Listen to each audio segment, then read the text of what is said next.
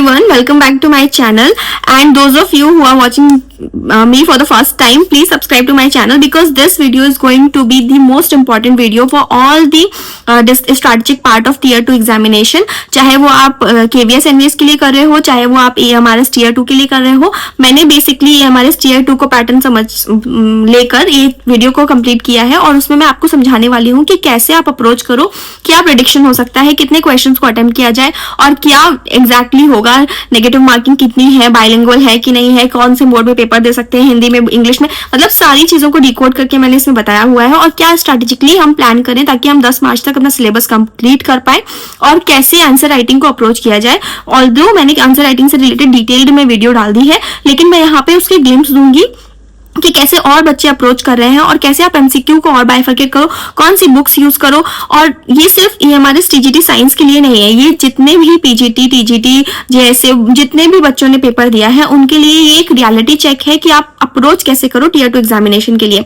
Since ये exam second phase में हो रहा है और 70,000 के अराउंड बच्चों को शॉर्टलिस्ट किया गया है फॉर द टियर 2 पार्ट, क्योंकि 7,000 के अराउंड वैकेंसीज है, तो आपको एग्जैक्टली कितने ज्यादा, मतलब एक सीट पे 10 मेंबर लड़ रहा है, तो उसके लिए आपको थोड़ा स्मार्ट स्टडीज एग्जैक्ट प्लानिंग आना चाहिए, तभी आप इस पेपर को अप्रोच कर सकोगे। ठीक है, तो let's begin with how to approach this question, this tier 2 part of the paper. तो let us begin with the first thing that क्या है pattern, what is the pattern of EMRS tier 2 examination. सबको पता है कि descriptive answer writing होने वाला है जिसमें 40 एमसीक्यूज आपके आएंगे 1 मार्क करके, जो 40 मार्क्स होंगे, और 15 डिस्क्रिप्टिव क्वेश्चंस आएंगे जो 60 मार्क के होंगे। मेरे हिसाब से अगर सब्जेक्ट पर्टिकुलर सब्जेक्ट पूछा है इन्होंने, तो सब्जेक्ट में साइंस है, साइंस में 3 सब्जेक्ट्स आएंगे आपके, फिजिक्स केमिस्ट्री बायो, उसमें 5-5 क्वेश्चन आ सकते हैं। ठीक है, तो उस हिसाब से इन्होंने डिविजन किया होगा, बट वी नेवर नो कि उसके क्या ही बाइफर्केशन होगा, but we can predict only that. ठीक है, रिटन एग्जाम होगा 100 मार्क्स का होगा, 3 आवर्स का होगा, ये पैटर्न सबको पता है। Now come to the negative marking part.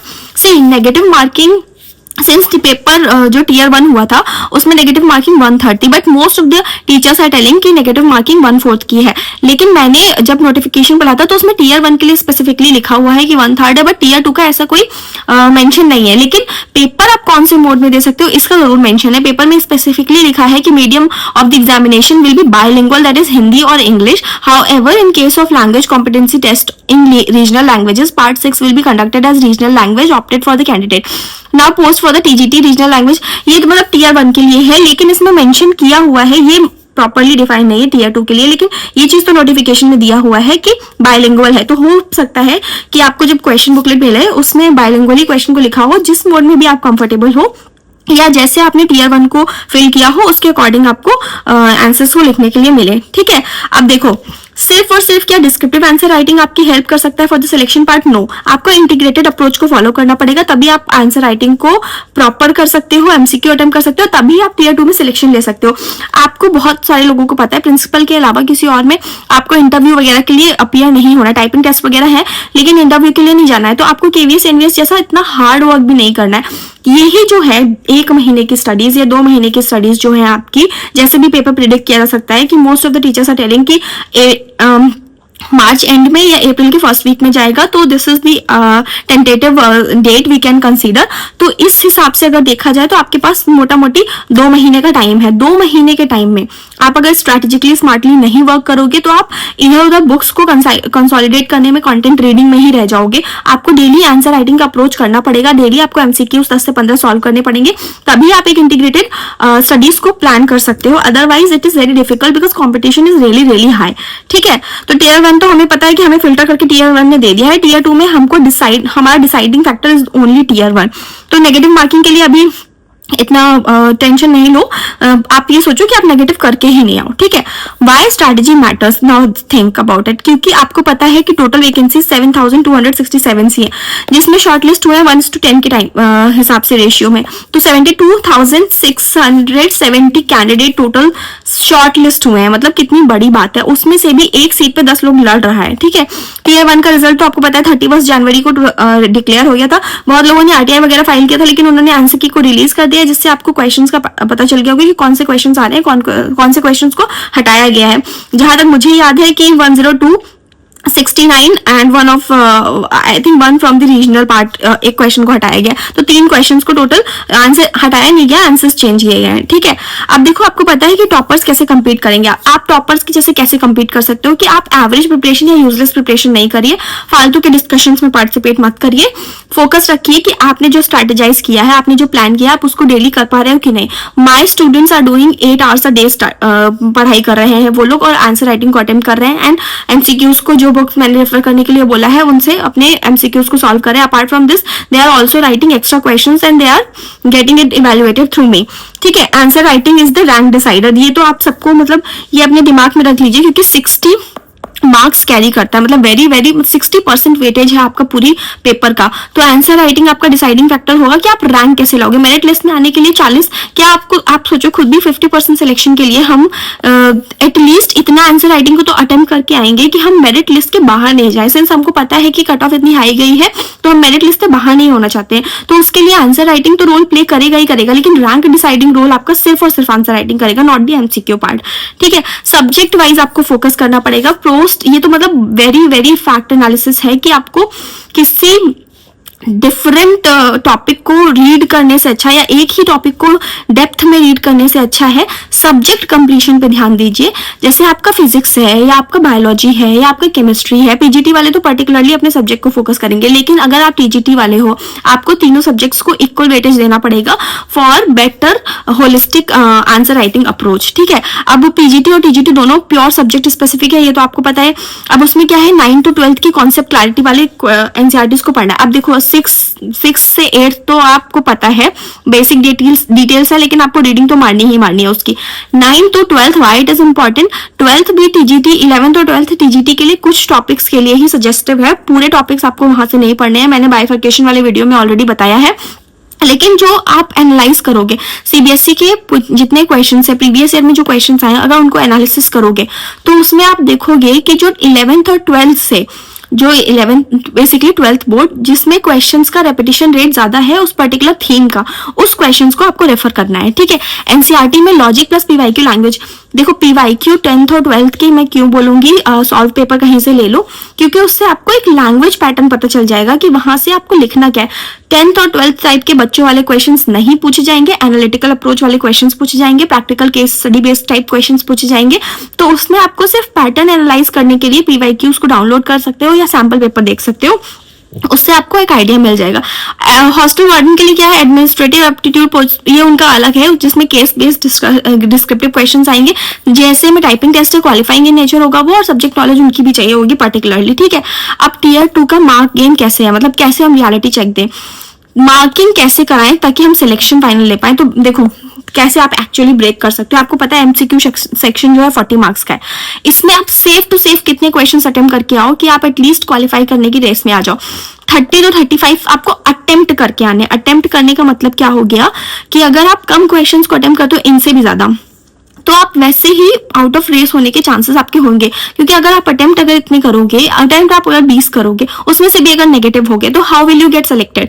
अगर आप अटेम्प्ट का अप्रोच 35 रखते हो, उसमें से 5 भी गलत हो जाती है, तब भी आप सेफेस्ट स्कोर में हो, ठीक है। टारगेट करो कि अगर आप 35 तक अटेम्प्ट कर रहे हो तो मिनिमम 28 to 32 क्वेश्चन सही हो, मतलब आपको इतना अच्छा एनालिटिकल अप्रोच आना चाहिए आपका वहां पे कि आप जो भी एक्यूरेसी से सॉल्व करके आ रहे हो ना, उसमें आप 100% देके आओ, ठीक है। ब्लाइंड गेसिंग मत करना। अगर आपको कुछ भी इन 4 ऑप्शंस में से एमसीक्यू में से नहीं पता, एबीसीडी के जो ऑप्शंस है उसमें से अगर आप 2 ऑप्शंस को एलिमिनेट कर पा रहे हो तो बहुत ही बढ़िया है।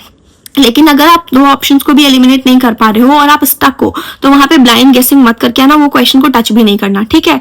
अगर आप 4 ऑप्शंस आपको दिए हैं, 4 ऑप्शंस में से 50-50 आप मार पा रहे हो, 2 ऑप्शंस को आपने काट दिया, तो आप 2 ऑप्शंस के बीच में गेस कर सकते हो जब आपका अटेम्प्ट क्वेश्चंस का कम हो एक्यूरेटली। अगर आपने 30 तक क्वेश्चन अटेम्प्ट कर लिया तो आप ब्लाइंड गेस मत करो, लेकिन आप 30 से भी कम अगर क्वेश्चंस को अटेम्प्ट कर रहे हो तो प्लीज ब्लाइंड गेस करो, लेकिन उस वाले क्वेश्चन में जिसमें 50-50 आप चॉइस कर पाओ, ठीक है। तो इससे क्या होगा, एक प्रॉपर अप्रोच मिलेगी आपको। अब डिस्क्रिप्टिव सेक्शन में तो आपको सारे ही क्वेश्चंस को अटेम्प्ट करने आने हैं, no matter if you know the content और नॉट। आपको देखो, आपने डिस्क्रिप्टिव आंसर में आपको ये तो पता है कि कोई भी पूरे मार्क्स तो लेके आने वाला नहीं है, ना वो लोग देते हैं, ठीक है, क्योंकि किसी के लिए भी, कोई भी एग्जामिनर होता है उसके लिए आइडियल जो मॉडल आंसर होता है या आइडियल आंसर जो होगा, वो सारे एग्जामिनर्स के पास डिफरेंट डिफरेंट कॉपीज जाएंगे, उनके लिए सबके लिए डिफरेंट डिफरेंट अप्रोच होगी मॉडल आंसर की, उनके लिए कोई एक प्रॉपर मॉडल आंसर नहीं आता है। तो वो तो स्टूडेंट के एनालिटिक्स पे या प्रैक्टिकल अप्रोच पे डिपेंड करता है कि वो एग्जामिनर को किस तरीके से खुश कर पा रहा है, बाय राइटिंग, बाय प्रेजेंटिंग, और by adding some relevant facts which are present in context. For example, जैसे मैंने आज बहुत अच्छा एक क्वेश्चन देखा था कि मैंने करंट इलेक्ट्रिसिटी से क्वेश्चन दिया था जिसमें आपको इंटर रिलेट करना, मैग्नेटिक फील्ड से भी एक क्वेश्चन दिया था जिसमें आपको इंटर रिलेट करना था कि प्रेजेंट सिग्निफिकेंस क्या है, या आप किसमें उस प्रोसेस को, मैग्नेटिक इफेक्ट ऑफ करंट को देख सकते हो। तो इलेक्ट्रिक मोटर, गैल्वेनोमीटर, एमीटर, इन सबसे एग्जांपल्स अगर आप लगाओगे प्रेजेंट सिनेरियो में, सोलेनॉइड वगैरह के एग्जांपल दोगे तो आप ज्यादा बेटर स्कोर कर पाओगे, क्योंकि आप इंटरलिंकेजेस शो कर पा रहे हो कि हम अभी उस फिनोमेना को कैसे यूज कर पा रहे हैं, ठीक है। तो वैसे ही आपका प्रैक्टिकल अप्रोच होगा तो डेफिनेटली आपको हाई एंड पे मार्क्स मिलेंगे, लेकिन आपका एवरेज अप्रोच होगा तो प्लीज ट्राई करो कि इन डेप्थ लिख के आओ, जैसे कि डेफिनेशन भी एक्यूरेटली लिख के आओ, कोई वेग डेफिनेशन नहीं लिख के आओ, जिससे एग्जामिनर पे बैड इंपैक्ट नहीं पड़े कि आपने कुछ भी लिख दिया है जस्ट बिकॉज आपको पेपर कंप्लीट करना है, ठीक है। कॉपीज स्ट्रिक्टली चेक होंगी, ये मैंने पहले ही बता दिया, यूनिवर्सिटी टाइप का कॉपीज चेक नहीं होगा। कॉपीज की अप्रोच बहुत अच्छी होगी, तभी आपकी कॉपीज में मार्क्स मिलेगा, तभी आपकी कॉपीज में, मतलब जितना नीटनेस होती है कॉपी में, जितना प्रेजेंटेबल दिखता है कॉपी, उतना एग्जामिनर खुश होता है वाइल चेकिंग देम। क्योंकि देखो, एक अगर बंदा है जिसे अलॉट किया गया है 10-15 कॉपीज चेक करने के लिए, उसके पास बहुत सारे दिन भर का बर्डन है, उसके बाद वो कॉपीज भी चेक कर रहा है, तो वो ट्राई करेगा कि जिसमें हौच पौच कम हो, जिसमें कटिंग कम हो, जो बहुत सुंदर हो, उससे भी सेटिस्फेक्शन मिलेगा कि चलो ठीक है, मुझे इसमें ज्यादा डेप्थ में जाके नहीं पढ़ना पड़ेगा, मुझे ऊपर से दिख रहा है कि इस बच्चे ने ये भी हाईलाइट कर दिया जो ये कीवर्ड्स है। बहुत बार ऐसा भी होता है, मैं आपको बहुत रियलिटी बता रही हूँ कि बहुत बार ऐसा भी होता है एग्जामिनर्स पूरी कॉपीज को नहीं पढ़ते हैं, अगर उनको हाईलाइटेड कीवर्ड्स में ही आंसर दिख गया है तो वो पूरी कॉपी को ऐसे ही मार्क करके उसमें मतलब आपको मार्क्स दे देते हैं, वो भी बहुत अच्छे 60 to 70% मार्क्स आपको दे देते हैं। तो ये डिपेंड करता है आपके ऊपर। तो ये you understood this part. Now qualifying कैसे हो सकता है स्मार्ट जोन में। मैं प्रिडिक्शन अगर करूं, जैसे टियर 1 का एग्जामिनेशन है, अगर मैं वैसे प्रिडिक्शन करूं तो एमसीक्यूज में आपको 30 +-2 अटेम्प्ट करके ही आने हैं स्मार्ट स्कोर के लिए। अटेम्प्ट 35 करोगे तो 30 लेके आओ, पर सेफेस्ट स्कोर के लिए 30 तो लाने ही लाने हैं 40 में से, ठीक है। 30 अगर लाओगे आप इन हो, ठीक है।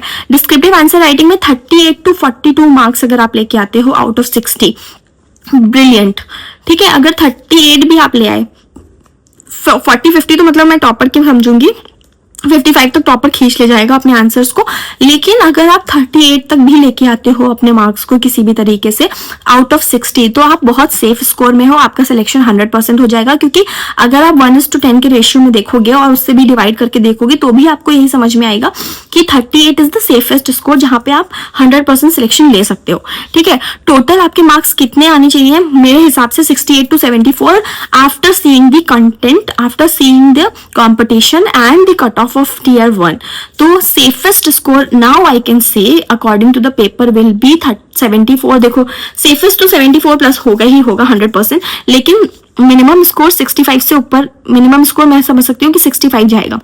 65 से ऊपर लाओगे तो 100% सिलेक्शन। 65 के नीचे थोड़ा सा डिफिकल्टी हो सकती है क्योंकि competition is very high, seats are limited. तो उस हिसाब से अगर देखा जाए तो रिस्क जोन में 65 से नीचे वाले हो सकते हैं, तो उनको देख लेना। 70 प्लस से वाले तो प्रोबेबिलिटी है, वेरी वेरी हाई प्रोबेबिलिटी है कि आपका सिलेक्शन हो जाएगा, क्योंकि सेम चीज तो इस बार भी हुआ है EMRS टियर 1 में।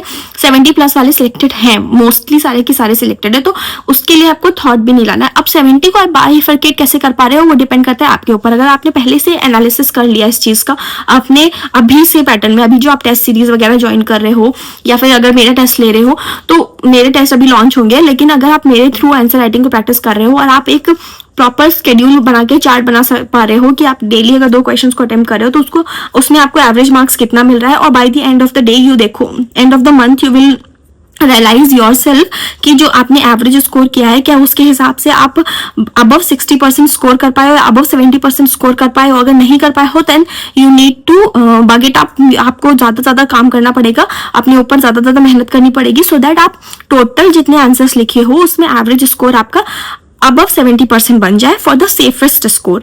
ठीक है, ये मैं क्या समझाने की कोशिश करूँ, थोड़ा सा टेक्निकल है, आप समझो इस चीज को। अगर आप मेरे आंसर राइटिंग वाले बैच में हो, आपने पेड बैच लिया हुआ है, ठीक है, मैं पर डे 2 क्वेश्चन 3 क्वेश्चन दे रही हूँ। Now the quantity will also increase after completion of the 1 subject. अगर 3 मैं क्वेश्चन दूंगी या 4 क्वेश्चन दूंगी, depending upon the subject you have completed. ठीक है, तो उस हिसाब से क्या होगा कि आपको डेली मैं मार्किंग कर रही हूँ, मार्किंग करने के बाद आप एक चार्ट बनाओगे, उस चार्ट पे या अपने पास ही खुद रखोगे, उस पर आप मेंशन करोगे कि आपको एवरी डे पर आंसर में कितने मिले। अगर मैं 4 मार्क के 2 करा रही हूँ तो 8 मार्क्स टोटल हो गए, तो 8 मार्क्स में से आपको एवरेज कितना मिला है आप उसे लिखोगे और आप ऐसे ही डेली नोट करोगे। और नोट करने के बाद एंड ऑफ द मंथ में आप देखोगे कि आपको टोटल कितना स्कोर मिला है और टोटल आउट ऑफ क्वेश्चन कितने थे, टोटल मार्कर। तो उसमें से क्या 60% आपका बैठ रहा है, 60% आपका बैठ रहा है, 65 से नीचे बैठ रहा है, तो उससे आपको बहुत अच्छा सेल्फ एनालिसिस हो जाएगा डिस्क्रिप्टिव आंसर राइटिंग में कि डेफिनेटली आप सेफेस्ट स्कोर कर पा रहे हो। ठीक है, तो ये तो इसका अप्रोच हो गया। नाउ डिस्क्रिप्टिव आंसर राइटिंग में क्यों most of the students fail हो जाते हैं, ये बहुत ही इंपॉर्टेंट चीज है। किसी को हिंदी नहीं आती है प्रॉपर तरीके से, किसी को ग्रामेटिकली एरर आता है, किसी को इंग्लिश प्रॉपर तरीके से नहीं आती है, कोई बाइलिंगुअल ही ज्यादा कंफर्टेबल है इन राइटिंग, या किसी ने बहुत टाइम से किसी भी स्क्रिप्टिव पेपर को अटेम्प्ट नहीं किया है, तो वो बिल्कुल भी नॉलेजेबल उसको नहीं है कि आफ्टर यूनिवर्सिटीज हम कैसे अप्रोच करेंगे क्वेश्चंस को। तो इसमें क्या होता है, लोग क्या करते हैं कि नोट्स टाइप के आंसर्स को लिख के चले आते हैं, which is not the demand of this exam, because this exam has a word limit. मतलब आपको पता नहीं है, लेकिन 80 to 90 वर्ड लिमिट होगा, उससे आप बियॉन्ड लिखोगे तो भी आपका नोट्स मिलेगा। और इससे आप कम लिखते हो तो आपका बहुत ही पॉइंटर्स हो जाएंगे, मतलब आप ऑब्जेक्टिव आंसर थोड़ा लिखने गए हो। तो ये बहुत ही बैलेंस्ड अप्रोच के साथ आपको आंसर्स को फॉलो करना है। कोई इंट्रो बॉडी कंक्लूजन अगर आपके आंसर में नहीं हो रहा है तो भी आप फेल हो सकते हो, क्योंकि आप डिमार्केशन ही नहीं कर पा रहे हो, आप बता ही नहीं पा रहे हो इंटरलिंकेजेस कैसे हैं, इंट्रो का बॉडी से, बॉडी का कंक्लूजन से, कंक्लूजन कैसे जस्टिफाई करते हैं आपके पूरे इंटायर आंसर को। तो वो बहुत इंपॉर्टेंट है। कीवर्ड्स का सारा गेम है। कीवर्ड्स अगर आपके में मेंशन है, हाईलाइटेड है, पॉइंटर्स आपने मेंशन किया हुआ है, डायग्राम आपने डाला हुआ है, तो मतलब ऑन पॉइंट है आपका आंसर। सीबीएसई का प्रेजेंटेशन लॉजिक, मतलब सीबीएसई में क्या बोलते हैं कि आपका कोई क्वेश्चन पूछा गया, सपोज आपसे सेल का क्वेश्चन पूछा है, माइटोसिस मेयोसिस के बीच में डिफरेंस पूछा है, या आपको केमिकल इक्वेशंस को डिराइव करने के लिए बोल दिया है, आर्किमिडीज प्रिंसिपल पूछ लिया है, तो उसमें क्या होता है कि आप सिर्फ फ्लो चार्ट टाइप का बना के नहीं आ सकते हो। ठीक है, आपको उसको एक्सप्लेन करना पड़ेगा, उस एक्सपेरिमेंट को बताना पड़ेगा। अगर आपसे केस स्टडी बेस्ड एक्सपेरिमेंट पूछते हैं कि कोई मिरर रख दिया, उसकी डिस्टेंस यहाँ पर यहाँ से यहाँ तक की दूरी उसकी है, आपको वहाँ पे इमेज भी बनानी है, उसमें कौन सा फिनोमेना बन रहा है, क्या इमेज बैक साइड पे बनेगी, फ्रंट साइड पे बनेगी, फोकल पे बनेगी, मतलब आपको सब कुछ एक केस स्टडी बेस्ड क्वेश्चन से एनालाइज करना आना चाहिए। तो अगर उस अप्रोच को मैं फॉलो करूँ या मानूँ, तो उसमें भी आपको एक लॉजिकल थिंकिंग चाहिए। और अगर आप उस लॉजिकल थिंकिंग को प्रेजेंटेशन में देके आ रहे हो, जैसे सिर्फ फ्लो चार्ट ही बना चले आए आप आंसर में, तो भी आपको मार्क्स नहीं मिलेगा। आपने अगर डायग्राम ड्रॉ किया है तो आपको ईच एंड पॉइंट को डिफाइन करना पड़ेगा कि ये कॉन्केव मिरर है, ये प्लेन है, ये सरफेस है, यहाँ पर हमने फोकस बनाया है, यहाँ पर हमारा इमेज फॉर्म हो रहा है, इन्फिनिटी पे बन रही है, कितना डिस्टेंस पे बन रही है, व्हाट इज द डिस्टेंस, उसको डिमार्केट करके आना पड़ेगा। मतलब सब कुछ आपको डिफरेंट एंगल से उसे समझाना पड़ेगा एग्जामिनर को, तभी आपको आंसर मिलेंगे। वो सीबीएसई पॉइंटर्स पे नहीं चलता है। ठीक है, अब इवैल्यूएशन में कैसे होना चाहिए, मतलब क्या इवैल्यूएटर जानता है या मानता है कि होना चाहिए। एक तो डेफिनेशन होनी चाहिए, 1-2 लाइन की एक्सप्लेनेशन विद लॉजिक होना चाहिए। नो लॉजिक मतलब नो। अगर आपसे पूछा है कोई फाइलम के बारे में और आप डिस्क्राइब करके आ रहे हो प्लांट किंगडम को, मतलब आप कुछ और ही डिस्क्राइब करके आ रहे हो, तो उसमें कोई सर पैर की बात नहीं है, तो बेसिक चीज है, तो आपको मार्क्स नहीं मिलेंगे उस चीज के लिए। Diagram with example is very important. अगर डायग्राम किसी आपने अमीबा का डायग्राम बनाया लिख के आ रहे हो पैरामीशियम, तो भी मार्क्स नहीं मिलेंगे। Accuracy is very important, logical thinking is very important, logical answer breakage is very important. तो वो सब चीजें जब तक आप नहीं करके आओगे आपको मार्क्स नहीं मिलेंगे। कंक्लूजन में कोई भी इंटरलिंकेजेस प्रेजेंट सिनेरियो से, लॉस से, यूजफुलनेस से, एप्लीकेशन पार्ट से आप करते हो तो आपको 0.5 मार्क्स ज्यादा मिलेंगे। ये मेरी बात गांठ बांध के रख लो, मिलेंगे ही मिलेंगे अगर आप इंटरलिंकेजेस करते हो प्रेजेंट सिनेरियो से, प्रेजेंट कॉन्टेक्स्ट से। आपको प्रेजेंट कॉन्टेक्स्ट पता कैसे चलेगा, आपको समझ में ही नहीं आ रहा होगा प्रेजेंट कॉन्टेक्स्ट होता क्या है। तो मैं आपको बहुत अच्छा एग्जांपल देती हूँ। अगर पोल्यूशन के बारे में कुछ चीजें हो रही हैं, ठीक है, पोल्यूशन से रिलेटेड कोई भी गवर्नमेंट की रिसेंट स्कीम आई, तो आप क्या करोगे, उसको जब कंक्लूड करोगे पोल्यूशन वाले आंसर को, तो आप उसमें मेंशन कर दोगे गवर्नमेंट की स्कीम को कि this scheme can help us in curbing the pollution. या फिर कोई भी पर्टिकुलर स्पीशीज है या फिर कोई भी रिप्रोडक्टिव सिस्टम है, उसमें कहीं नई टेक्नोलॉजी के बारे में अगर बता दोगे आप, तो मतलब आपको प्लस पॉइंट मिल जाएगा आपके क्वेश्चन के अकॉर्डिंग, अगर आप वो थिंक कर पा रहे हो। और ये तब तक नहीं होता है जब तक आप करंट अफेयर्स के टच में नहीं रहते हो, या आपको पता नहीं होता है कि करंटली हो क्या रहा है, पूरे वर्ल्ड में चल क्या रहा है, करंटली इंडिया का क्या कॉन्टेक्स्ट है। तो करंट अफेयर्स वेरी इंपॉर्टेंट। आप डेली न्यूज़पेपर रीडिंग प्लीज किया करो। अगर आप नहीं करते हो कोई भी, तो आप प्लीज डेली न्यूज़पेपर रीडिंग करो, उससे आपको लिंकेजेस करने को मिलता है। ठीक है, now exactly what is the evaluation style of 10th and 12th CBSE board. तो देखो, बोर्ड की कॉपीज को एनालाइज करने के बाद में, बोर्ड के पैटर्न को एनालाइज करने के बाद में मुझे ये समझ में आया है कि अगर आप देखो, अगर आपको किसी बोर्ड के बच्चे की कॉपी डाउनलोड करने के लिए मिल जाती है, तो आपके लिए तो बहुत अच्छी है ये चीज़ कि आप उस कॉपी को एनालाइज कर सकते हो कि मार्किंग हो कैसे रही है। ठीक है, अगर आपको मार्क्ड कॉपी में, जो शायद 2008 की कॉपी मिली थी, मैंने अपने एक वीडियो में मेंशन भी किया और उसे शो भी किया कि कैसे मार्किंग होती है उसमें, तो आप वैसी कॉपीज से एनालाइज कर सकते हो कि बोर्ड में मार्किंग कैसी होती है, सीबीएसई क्या पैटर्न को फॉलो करता है। तो आप उससे भी एक अपना स्ट्रैटेजी बना सकते हो इवैल्यूएशन की। जिसने पेड ग्रुप वगैरह नहीं ज्वाइन किया, किसी का भी या मेरा भी, तो अगर उसको आइडिया नहीं मिल रहा है तो वो ऐसे एनालाइज कर सकता है कि कॉपीज को मार्किंग कैसे हो रही है। ठीक है, अब मेरा 1 मंथ का सिलेबस का प्लान क्या है, ऑलरेडी 10 डेज निकल चुके हैं, मेरे स्टूडेंट्स ऑलरेडी पार्टिसिपेट कर चुके हैं और वो आंसर्स को लिख रहे हैं, एमसीक्यूज को सॉल्व कर रहे हैं और 2 सब्जेक्ट्स को एक साथ कर रहे हैं। ठीक है, तो अब आप कैसे फॉलो कर सकते हो, या आप कैसे, या तो आप डायरेक्टली मुझसे जुड़ जाओ और मेरे पेड ग्रुप में पार्टिसिपेट कर लो। अगर आप मुझसे नहीं जुड़े हुए हो तो आप अपने स्केड्यूल के अकॉर्डिंग मेरे डिस्कशन ग्रुप में या किसी और के डिस्कशन ग्रुप में, या जो भी टीचर्स हैं, जो भी ऑनलाइन टीचर्स करा रहे हैं, उनके डिस्कशन ग्रुप में पार्टिसिपेट करके वहां पे आंसर्स को लिखना शुरू कर दो। क्योंकि होता क्या है, जब तक आप आंसर्स को लिखते नहीं हो, आपको एनालिसिस नहीं पता चलता है, आप सिर्फ रीडिंग में ही रह जाओगे। ठीक है, अब 30 डे का ब्रेकडाउन कैसे करें, हम 30 दिन को कैसे अपने डिवाइड करें सो दैट हम अपना आंसर्स को अच्छा प्रेजेंट कर पाए। आप क्या करो, पहले तो रीडिंग करो। फाउंडेशन रीडिंग क्या होता है, जैसे 2 चैप्टर्स पर डे आप इंटीग्रेटेडली रीड करो। एक चैप्टर आपने बायोलॉजी से रीड कर लिया तो एक चैप्टर आप केमिस्ट्री से रीड कर लो। और ऐसे देखो, पूरा चैप्टर एक दिन में रीड करने में बहुत डिफिकल्टी भी होती है, लेकिन क्योंकि आपके पास टाइम कम है तो आपको थोड़ा अपना पेस बढ़ाना पड़ेगा, थोड़ा अपना स्पीड बढ़ानी पड़ेगी रीडिंग की। ठीक है, जो फर्स्ट टाइमर रीडर्स हैं उनको डेफिनेटली टाइम लगेगा, तो वो क्या कर सकते हैं कि फेजेस में रीड कर सकते हैं। एक ही चैप्टर को रीड करो और ताकि कंप्लीट करने का ट्राई करो, जितना हो सके मैक्सिमम पार्ट आप उतनी देखो। जैसे अगर आप फर्स्ट टाइमर नहीं हो तो आप सिर्फ इंपॉर्टेंट चीजों को रीड करो और चैप्टर को बंद कर दो, हेड टू टो पढ़ने की जरूरत नहीं है। लेकिन अगर आप फर्स्ट टाइमर रीडर हो तो आप एक्टिविटीज पे, हाईलाइटेड पार्ट पे, पीछे बैक एक्सरसाइजेस जो एनसीईआरटी की दी होती है उससे क्वेश्चंस को रीड करो। जैसे एक बहुत अच्छा लॉजिकल अप्रोच बताती हूँ मैं, जैसे कॉम्प्रिहेंशन का अप्रोच होता है ना, कॉम्प्रिहेंशन कभी आपने अटेम्प्ट किया हो, जैसे सीसैट पेपर में यूपीएससी में कॉम्प्रिहेंशन आता था, उसको जल्दी और टाइमली कैसे हम अप्रोच करते थे। हम पहले क्वेश्चन को रीड कर लेते थे, क्वेश्चंस के पॉइंटर्स को रीड कर लेते थे, मतलब ऑप्शंस को, और उसके बाद जब हम कॉम्प्रिहेंशन को पढ़ते थे तो उससे हम जल्दी इंटरप्रेट कर पाते थे कि what is the demand of the question. Similarly ये अप्रोच आप अपने एनसीईआरटी रीडिंग में भी फॉलो कर सकते हो। सबसे पहले बैक एक्सरसाइजेस पे जाओ, वहां पे क्वेश्चंस जो दिए हुए उन्हें रीड करो, क्योंकि उससे पता चल जाएगा कि क्वेश्चन में जो आप रीडिंग करोगे अपने एनसीईआरटी की तो क्या पूछ रहा है, क्या इंपॉर्टेंट है, तो आप उस पर ज्यादा एम्फेसिस दोगे। ठीक है, तो वो आपकी अप्रोच एक आपको हेल्प करेगी। तो ये प्लीज ट्राई करके देखना, जो फर्स्ट टाइमर्स है वो प्लीज ये वाला अप्रोच ट्राई करके देखो, क्या आपको हेल्प मिल रहा है इससे, तो आप ये वाला फॉलो कर सकते हो। और जो मल्टीपल टाइम रिवीजन कर रहे हैं या रीड कर चुके हैं उनके लिए तो सिर्फ एक्सरसाइजेस, एक्टिविटीज और हाईलाइटेड, उन्होंने हाईलाइट तो डेफिनेटली किया होगा, वो हाईलाइटेड पॉइंट्स ही रीड करना है, that is sufficient for you all to attempt. ठीक है, अब क्या है, डेली 10 एमसीक्यूज तो आप करने ही करने हैं, पीवाईक्यू ही एमसीक्यू सॉल्व करना, कोई भी रैंडम पेपर लगाने की जरूरत नहीं है। पीवाईक्यू सॉल्व करोगे तो आपको पैटर्न समझ में आएगा, कैसे क्वेश्चन पूछे जाते हैं वो समझ में आएगा। पीवाईक्यू चाहे किसी के भी हो, हरियाणा बोर्ड के आप सॉल्व करो, हरियाणा बोर्ड जो कंडक्ट कराता है, या बीपीएससी जो टीआरई में कंडक्ट कराता है, वो सारे एमसीक्यूज को भी आप सॉल्व कर सकते हो for the science part. BPSC science, जैसे बीपीएससी जो पीसीएस वाला एग्जाम होता है उसमें साइंस बहुत बढ़िया बेहतरीन पूछता है, अगर वो उसके पर्टिकुलरली साइंस आपसे कहीं मिल जाए तो आप वो भी रीड कर सकते हो। ठीक है, 2 डिस्क्रिप्टिव आंसर राइटिंग तो मस्ट है, मतलब मस्ट इज मस्ट। जब तक आपकी डेट्स अनाउंस नहीं होती है तब तक तो मस्ट है कि आप 2 आंसर्स तो डेली लिखो ही लिखो। जब 2 आंसर्स डेली लिखोगे तब आप जाके कहीं 60 आंसर्स लिख पाओगे। तो ये अप्रोच तो प्लीज फॉलो करो, minimum 50 answer in a month तो आप लिखने ही चाहिए। फोकस और स्ट्रक्चर्ड कीवर्ड के साथ आंसर राइटिंग करनी है, वेग आंसर राइटिंग नहीं करनी है। अब 16 to 25 डेज के बीच में क्या करना है, आपको फुल लेंथ टेस्ट लगाना है जिसमें 40 MCQs और 5 डिस्क्रिप्टिव आंसर्स डेली लिखने ही लिखने हैं। जैसे आप 10 पहले के 15 दिन में आप 10 MCQs को सॉल्व कर रहे थे ना, क्योंकि आपकी स्पीड भी बढ़ गई है तो आप 40 MCQs को डेली सॉल्व करोगे।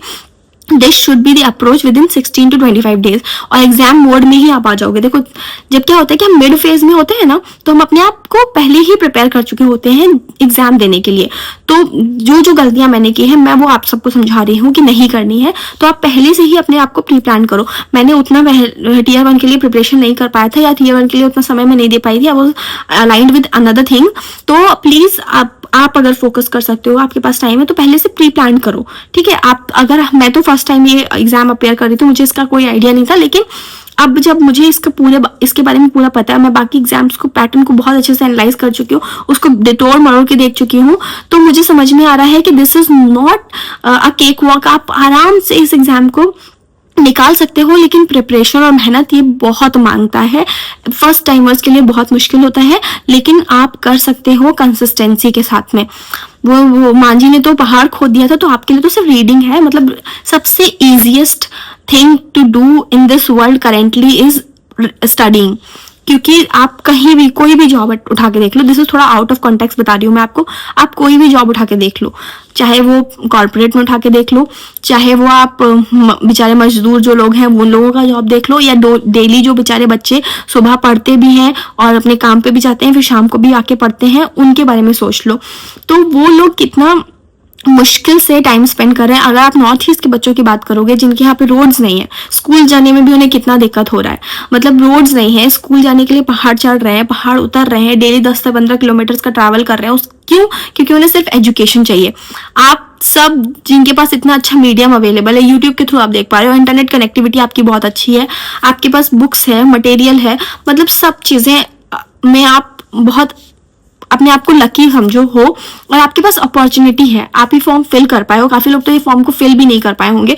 तो थिंक अबाउट देम कि अगर आप थोड़े से प्रिविलेज्ड हो तो उस प्रिविलेज को मिसयूज नहीं करो, उस प्रिविलेज को यूटिलाइज करो फॉर योर एनरिचमेंट, ताकि जब आप एक पर्टिकुलर लेवल पे पहुंच जाओ, जब आप खुद ही एक टीचर बन जाओ, तो आप अपने आपको रखकर कभी समझना कि आप उन स्टूडेंट्स की हेल्प करो। क्योंकि ये एग्जाम में आप ट्राइबल्स एरिया में जाने वाले हो, आपको पता है ट्राइबल्स की कंडीशंस बहुत खराब है बहुत पर्टिकुलर एरियाज में, ठीक है। आपकी जहां भी पोस्टिंग होगी वहां के स्टूडेंट्स को आपको उतना समझ के उनको आगे लेके आना पड़ेगा, क्योंकि सच में वो लोग बहुत डिफिकल्टीज फेस करते हुए आए हैं।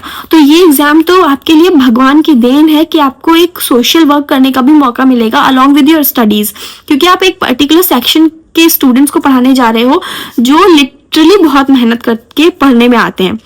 तो प्लीज आप इसको थोड़ा दिमाग में रख के अच्छे से प्रिपरेशन करना, क्योंकि छोड़ो मैं मतलब थोड़ा इमोशनल जाऊंगी, लेकिन मैं बता रही हूँ आपको ये एग्जाम लिटरली बहुत अच्छा है। तो आप प्लीज इसके लिए थोड़ा सा फोकस कर लो।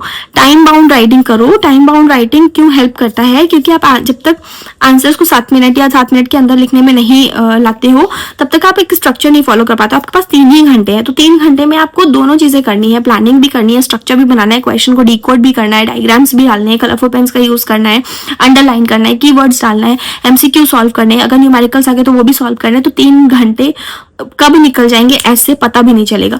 तो प्लीज उस टाइप से आप स्ट्रेटेजाइज करो कि 15 क्वेश्चन को अगर 6 मिनट में लिखते हैं, तभी आपके पास तब टाइम होना चाहिए कि आप 6 मिनट के अंदर आंसर राइटिंग करोगे, तब आप जाके सब कुछ कर पाओगे, प्रॉपर तरीके से पेपर को अटेम्प्ट कर पाओगे पूरा फुल फ्लेजेडली, ठीक है।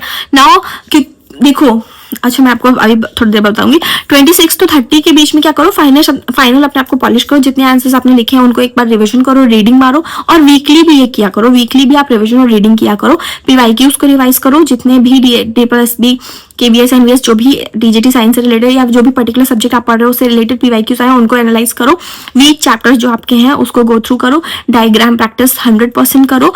डायग्राम और डेफिनेशन की ड्रिल तो डेली करो कि आपने सुबह उठ के डेली मेमोराइज करो। फ्लो चार्ट बना लो, उसको मेमोराइज करो। डायग्राम्स में डायग्राम्स को आंख बंद करके साइड में ड्रॉ करने का कोशिश करो।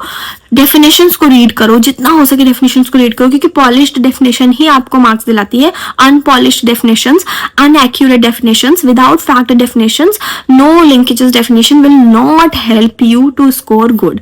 Now this is one of my students copy and literally she writes really beautifully, और मैं लिटिल इम्प्रेस हो जाती हूँ उसके आंसर्स को। लेकिन क्रिटिसाइज करना इज वेरी इंपॉर्टेंट, जब तक आप क्रिटिसाइज नहीं करोगे बच्चा पॉलिश नहीं होता है। तो ये देखो उसने कितना ब्यूटीफुली डिफाइन कर दिया इलेक्ट्रिक करंट को, बॉक्सेस में डाल दिया, उसके हर एक एलिमेंट्स को डिफाइन कर दिया, उसके बाद उसने रिलेशन भी बता दिया है जो मैंने क्वेश्चन पूछा था उसके बीच का। ठीक है, हाँ थोड़ा बहुत कटिंग है, वो सब तो अवॉइड करो। और ये देखो उसने हर एक चीज को similarly with Hindi student, I am really impressed with the Hindi students. मतलब इतना बेहतरीन आंसर्स वो लोग लिखते हैं और इतना प्रेजेंटेशन ब्यूटीफुली तरीके से बनाते हैं, और एक एक मतलब ऐसा टाइप्ड लिख रहे हैं। मतलब मेरे स्टूडेंट्स तो लिटरली बहुत अच्छे हिंदी वाले हैं और वो बहुत अच्छा लिखते हैं। तो I get very happy after seeing these copies कि भाई बहुत अच्छा काम कर रहे हैं ये लोग। तो इसको देखो, हेडिंग्स इंट्रोडक्शन में हेडिंग्स जनरली नहीं जानी चाहिए, बट बॉडी पार्ट में हेडिंग्स जाना चाहिए। तो देखो कितना ब्यूटीफुली डिफाइंड है। बाइलिंगुअल वाला फेस वैलिड है, बाइलिंगुअल मैंने आपको नोटिफिकेशन दिखा दिया, आप लिख सकते हो अपने आंसर्स को बाइलिंगुअली। ठीक है, सिमिलरली दिस, बहुत बहुत बेहतरीन आंसर्स। ठीक है, अब देखो अनाउंसमेंट जिनके लिए, ये तो मैंने आपको बता दिया कि why should you trust this strategy, क्योंकि आपको पता है कि ऑफिशियल जो EMRS का पैटर्न रहा है वो CBSE बोर्ड इवैल्यूएशन पे बेस्ड है। तो मतलब ये तो ट्रेंड वगैरह आप फॉलो कर लेना बाद में। अब अनाउंसमेंट क्या है, पेड आंसर राइटिंग और EMRS Tier 2 के लिए। क्यों? क्योंकि पेड आंसर राइटिंग में आपको एक फोकस्ड स्ट्रैटेजी मिलती है, आप फोकस्ड रहते हो towards completing your course, towards वसूलिंग योर पैसा, towards actually focusing and somebody is mentoring you। जब तक आपको कोई मेंटोर नहीं करता है, देखो अगर मैं नॉन पेड चलाती, नॉन पेड अगर ये कोर्स होता तो हो सकता है बहुत सारे स्टूडेंट लीनियंट हो जाते, बट आई डोंट वांट जो अच्छा क्रक्स है, जिसको सीरियसनेस समझ में आती है इस एग्जाम की, जिसको लगेगा कि मैं कैसे भी करके इसे क्वालिफाई कर लूं फिर तो सब कुछ वसूल हो जाएगा। तो आई वांट दोज स्टूडेंट्स की उनके पास ये माइंड क्लैरिटी हो कि अगर मैंने किसी चीज में इन्वेस्ट किया है तो मैं कैसे भी करके उसको पूरा फुलफिल कर पाऊं। और अगर जब तक आपके पास टारगेटेड अप्रोच नहीं होता है या आपके पास डेली मेंटोर करने के लिए कोई नहीं होता है, तो आप लीनियंसी शो करते हो। अगर आपको मैंने बोला लिखो दो तो आपको लिखना पड़ेगा, क्योंकि आपको पता है शाम को सबमिट ही करना है, इसके अलावा कोई और चांस नहीं है। अगर मैंने आपको बोला कि 10 MCQ सॉल्व करने ही करने, तो आप करोगे ही करोगे, क्योंकि यू हैव पेड। ठीक है, तो ये स्ट्रैटेजी बहुत ज्यादा वर्कआउट करती है कि जब तक आप इन्वेस्ट नहीं करते हो किसी चीज में, आप लीनियंट रहते हो, सेल्फ मोटिवेशन बहुत ही मिनिमल। मैं अगर यहाँ पे जो बात कर रही हूँ, जिस पेड सर्कुलर पेड कॉन्टेक्स्ट में जो बात कर रही हूँ, वो उन बच्चों के लिए बात कर रही हूँ जो सेल्फ मोटिवेटेड कम रह पाते हैं और जिनके पास इतना डिसिप्लिन सेल्फ नहीं होता है कि वो डेली उतना अपने आप में हार्ड वर्क पुट कर सके। ठीक है, तो और ये वाला जो पर्टिकुलर सेक्शन है, ये 80 to 90% बच्चों के साथ ये हाल है कि जब तक उनपे कोई आई वॉच नहीं कर रहा होता है तब तक वो लोग नहीं काम करते हैं।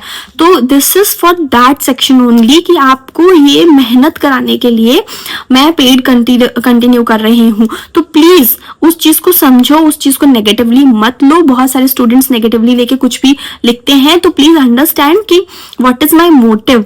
आई will not become so rich after getting this, so please try understanding this कि मुझे क्या आइडिया है, मैं क्या पोटेंशियल आप में देख सकती हूँ या आपको मैं क्या गाइड कर सकती हूँ। शायद आप एग्जाम क्वालिफाई कर लो, और एग्जाम क्वालिफाई करोगे तो you will thank me later for this.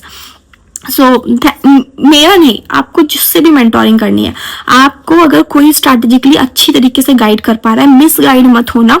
There are so many people on the YouTube channel जो आपको मिस गाइडेड तरीके से बहुत सारी चीजें सेल कर रहे हैं। Please don't fall in that trap, go for the strategic.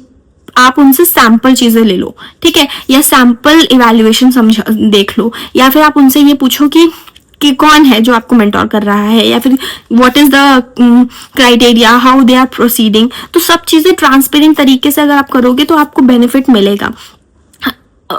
अब छोड़ो, आप समझदार हो, आपने इतना सब चीजें देखा है, तो आप खुद ही थोड़ा बहुत समझदार हो, तो आप उस चीज को एनालाइज कर सकते हो according to you. There is no hard and fast rule कि कोई अकेले नहीं कर सकता, अकेले सब मेहनत कर सकते हैं, अकेले सब एग्जाम निकाल सकते हैं।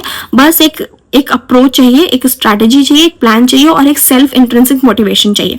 ठीक है, कंप्लीट सिलेबस 10 दिन का ऑलरेडी मेरा कंप्लीट हो चुका है। फिजिक्स का मैंने 1 फरवरी से स्टार्ट किया था। Now most of the students are writing, तो 10 दिन का निकल गया है। अगर आप में से कोई और अब ज्वाइन करता है तो प्लीज 10 दिन के आंसर राइटिंग को आप फॉलो कर लीजिएगा। 7 दिन के I will be checking, but 7 दिन के बाद के बहुत ज्यादा बैकलॉग क्रिएट हो जाता है, तो I will not be able to check most of them, लेकिन विद द टाइम मैं पर्टिकुलरली एक दिन के बाद आपके आंसर्स को चेक करके दे सकती हूँ।